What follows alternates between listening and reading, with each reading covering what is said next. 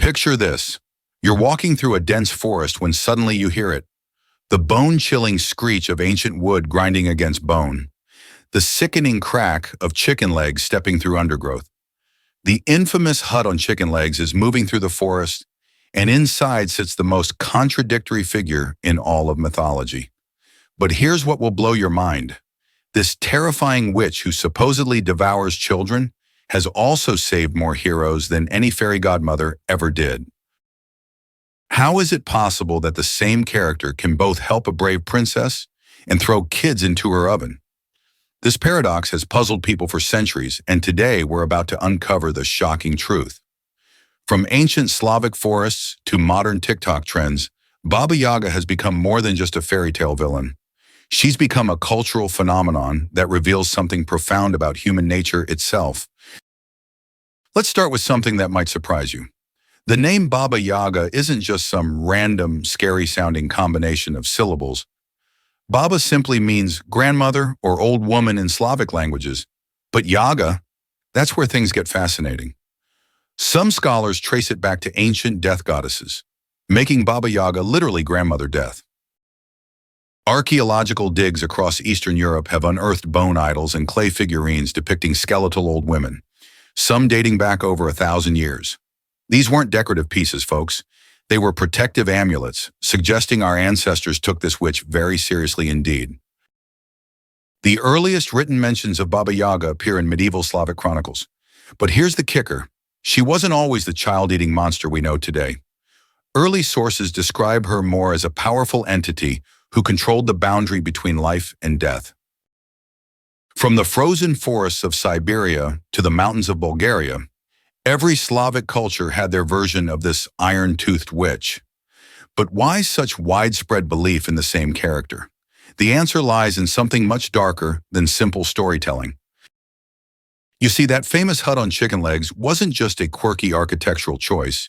In ancient Slavic burial traditions, small wooden houses were actually built on stilts over grave sites. The chicken legs were stylized posts that elevated these miniature death houses above the ground. Baba Yaga's dwelling was essentially a mobile cemetery. In pre-Christian Slavic society, death wasn't just an ending, it was a transformation that required guidance. Baba Yaga served as the terrifying but necessary psychopomp, the guide who helped souls navigate from the world of the living to whatever came next. Think of her as the ultimate border control agent between realms. As Christianity spread across Slavic lands, pagan death goddesses like Baba Yaga were gradually demonized. What once was a respected, if feared, spiritual guide became reimagined as an evil witch. This transformation explains her contradictory nature. Remnants of her helpful original purpose mixed with her new villainous role.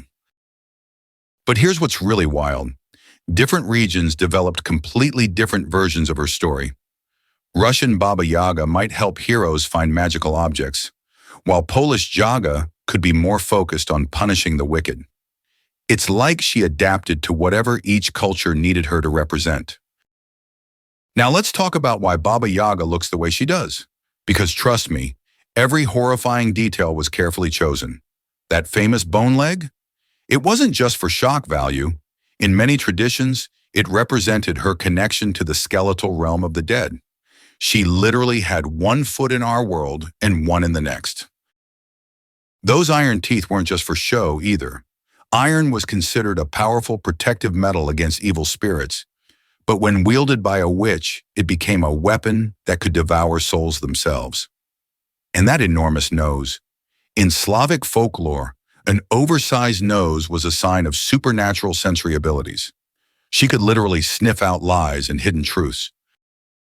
But let's address the elephant in the room, or should I say, the chicken legs in the forest. That mobile hut wasn't just a cool way to get around. It could spin to face any direction, essentially making it impossible for unwanted visitors to find the door unless Baba Yaga wanted them to. Talk about the ultimate security system. Now, flying in a mortar and pestle might sound ridiculous until you realize the symbolism.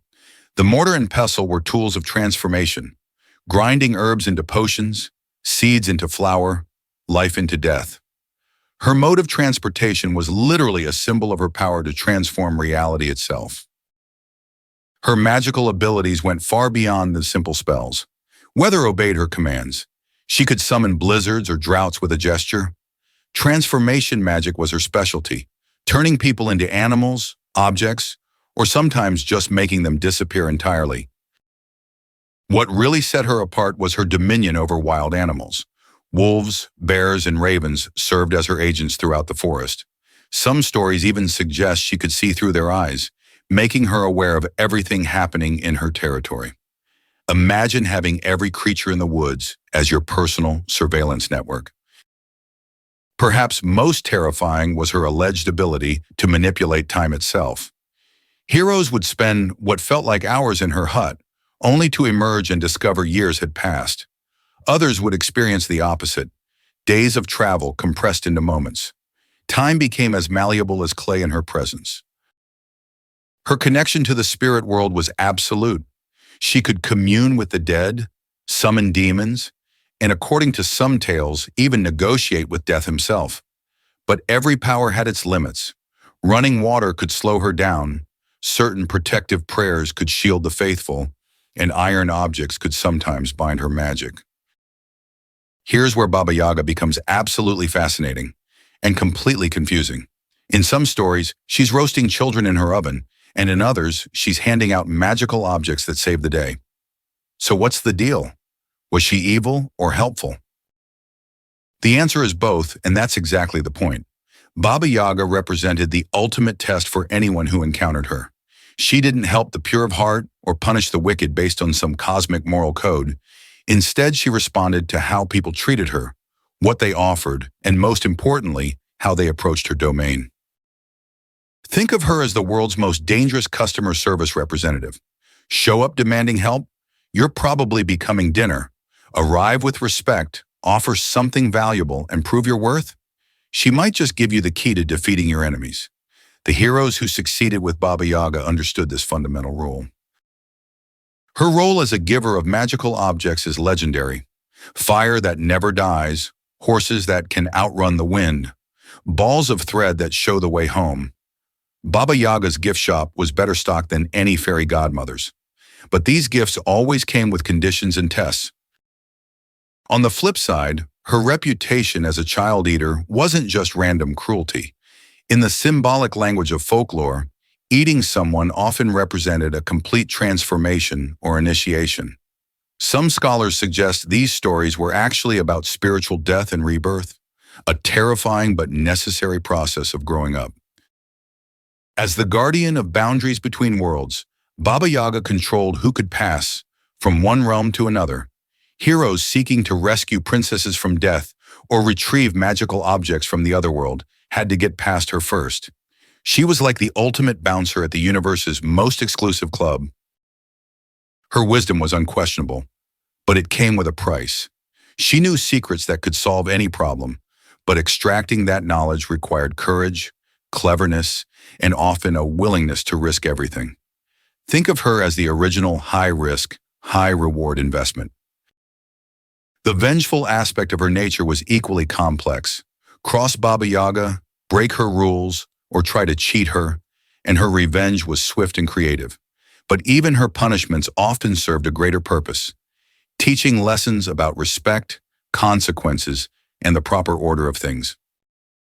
Here's the psychological twist. Baba Yaga embodies what psychologists call the Dark Mother archetype. She represents the harsh but necessary aspects of maternal care, setting boundaries, enforcing consequences, and preparing children for a dangerous world through controlled exposure to fear.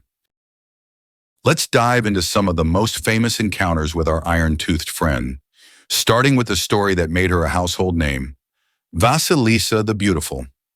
This tale perfectly captures Baba Yaga's test or destroy approach to visitors. When young Vasilisa shows up at the chicken-legged hut seeking fire, Baba Yaga doesn't just hand over a match. Instead, she assigns impossible tasks, sort millions of seeds by type, clean years of grime from the hut, and cook enough food to feed an army, all in a single night.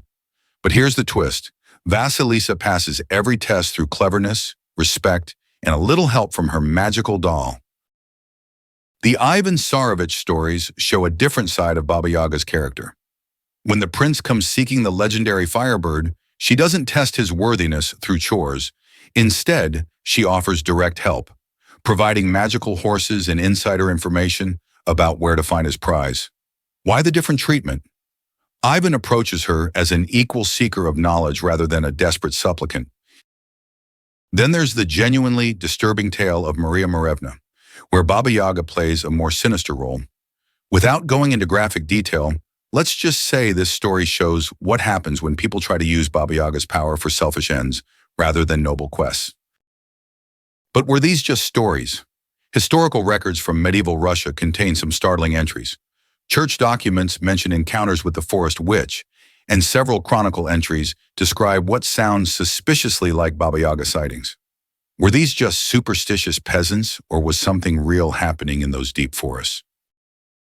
Even today, certain locations across Russia and Eastern Europe are associated with Baba Yaga legends. The village of Kukoboy in Russia actually claims to be her hometown and has built a tourist industry around it. Whether you believe the legends or not, the geographic consistency of these stories is remarkable. Family legends passed down through generations often include Baba Yaga encounters. Grandparents would tell children about ancestors who supposedly met the witch, received her help, or barely escaped her wrath. These weren't just scary bedtime stories. They were presented as family history. Medieval monastery records contain some fascinating entries about Baba Yaga. Monks would write about the forest demon as a real threat requiring prayers and protective measures. Some even describe expeditions into the woods to cleanse areas of her influence. The impact on local geography is still visible today. Place names like Baba Yaga's Valley or Witch's Crossing dot the landscape across Slavic countries. These weren't just random scary names. They mark locations where people claim to have encountered something genuinely supernatural. So here's the million-dollar question. Was Baba Yaga ever real?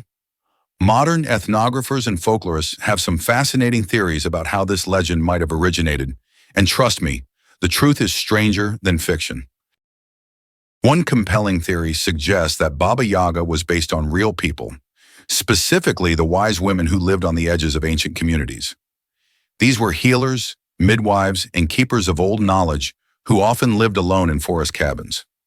In times of social upheaval, such women could easily be transformed into figures of fear and suspicion. The psychological roots of the Baba Yaga fear run deeper than simple monster stories. She represents something fundamental about human anxiety, the terror of the unknown, the fear of judgment, and the simultaneous need for and rejection of feminine authority. No wonder this character has stuck around for over 1,000 years. But here's where things get really interesting. People in the 21st century still claim to encounter Baba Yaga. Internet forums are filled with stories from hikers, campers, and rural residents who swear they've seen something matching her description. Coincidence? Mass hysteria? Or something else entirely? Certain locations in Russia and Eastern Europe have become known as anomalous zones, where Baba Yaga sightings are reported with unusual frequency.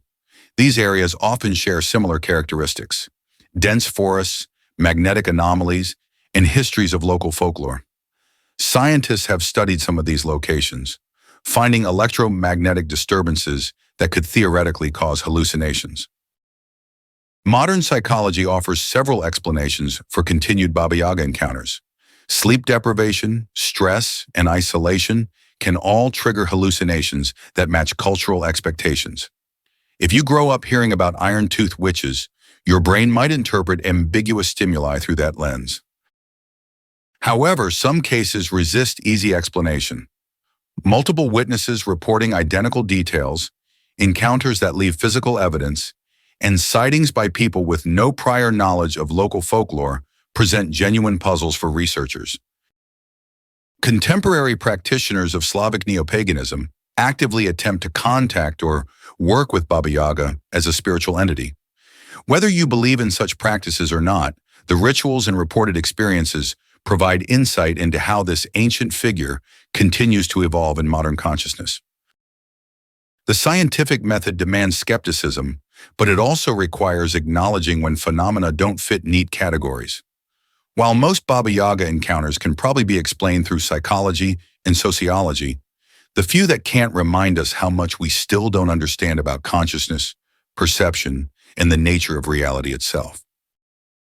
Fast forward to today, and Baba Yaga has become something her creators never could have imagined, a pop culture icon. From horror movies to video games to TikTok memes, this ancient Slavic witch has gone global in a way that would make any modern influencer jealous. Literature has embraced Baba Yaga with enthusiasm. Contemporary authors have reimagined her as everything from a misunderstood anti-hero to a feminist symbol of female power, refusing to be tamed by patriarchal society. The character has evolved far beyond her folkloric origins into a complex literary device. Hollywood, of course, couldn't resist putting its spin on the iron-toothed witch. While most film adaptations focus on her scarier aspects, some recent movies have explored her more nuanced nature. The challenge for filmmakers is capturing her essential contradictions without confusing audiences who expect clear heroes and villains. Video game designers have had a field day with Baba Yaga's character. Her shape-shifting abilities, magical powers, and morally ambiguous nature make her perfect for interactive media. Players can encounter her as boss, ally, or mysterious quest giver, depending on their choices and actions. The modern neo-pagan movement has reclaimed Baba Yaga as a goddess figure, representing the wild, untamed feminine divine. Contemporary witches and pagans often invoke her in rituals related to transformation, protection, and accessing hidden wisdom. Whether historically accurate or not, this spiritual revival has given the character new life. Feminist scholars have found in Baba Yaga a powerful symbol of female autonomy. Here's a woman who lives alone, answers to no one, possesses tremendous power, and judges people based on their actions rather than their social status. In an era of increasing focus on women's rights, this ancient witch has become surprisingly relevant. Modern psychotherapists actually use Baba Yaga stories in therapeutic settings. Her tales provide a framework for discussing difficult transitions, facing fears, and understanding the shadow aspects of personality. The witch becomes a tool for psychological exploration and growth. Tourism boards across Eastern Europe have embraced their witchy heritage. Baba Yaga-themed festivals, museums, and even hotels attract thousands of visitors annually. What was once a source of genuine terror has become a profitable cultural export. Social media has given Baba Yaga a whole new lease on life. Memes, viral videos, and hashtag trends featuring the chicken-legged hut regularly circulate online.